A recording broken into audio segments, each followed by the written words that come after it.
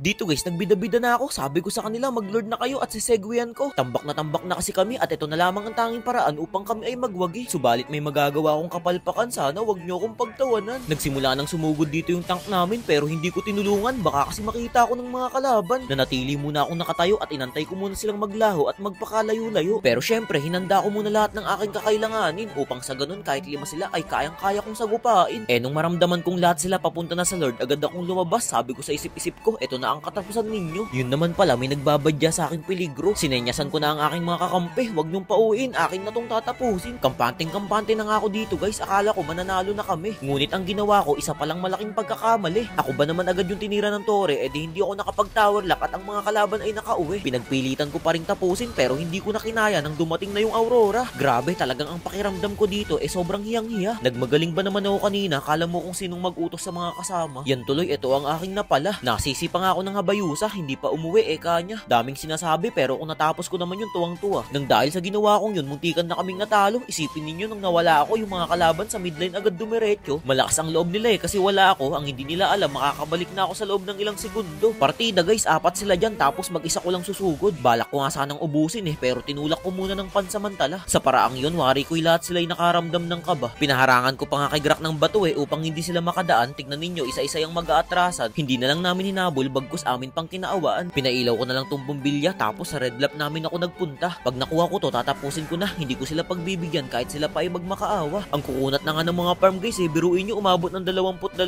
minuto ang laban. Ibig sabihin, hindi rin sila basta-basta. Kumbaga, meron ding ibubuga. Nag-launch attack na nga pala ako dito. Sabi ko, sige, pangunahan ninyo, on the way na ako. Pero kung inyong mapapansin, hindi pa rin sila kumikilos. Parang ako pa yung gusto nilang paunahin. Kaya ang nangyari, ang mga kalaban ay nagawa ko ng salubungin. Medyo hindi nga lang ako naglalalapit kasi alam kong ako uunahin ng mga yan. Tignan nyo guys, hinahanap ako ng Kadya. Anong akala niya ako'y kanyang mahihila? Kahit anong kanyang pilit, ang kanyang ulti ay hindi niya magagamit. Na maalam tuloy siya, sobra kong sakit. Nakipagsabayan pa nga sa akin tong siklod. Di pinagpahinga ko rin ng matagal na para bang nag-abroad. Todo habol sa akin yung Alurot guys talagang gumugusto. Agad ko siyang isinandal sa bato, sabay mabilisang pa-switching ng imo. Pero pagtingin ko, wala na ako. Ba't ganun guys? Di ba na-build ko naman yung immortality? Paano niya ako nagawang masawi? Kilala nyo naman ako, hindi ako nagkakamali sa ganung bagay. Pero ngayon, eto yung first time na ako'y nalustay. Sobrang hirap talaga kalaban ng Alurot na to. Tignan nyo naman, pinahirapan niya pa yung dalawang kasama ko. Kala ko makakatakas pa gamit na gamit tuloy pati lahat ng kanilang ulti. Nagbunga lahat ng paghihirap ko. Ako kasi yung umubos dun sa tatlo. Sabay type ng ganito,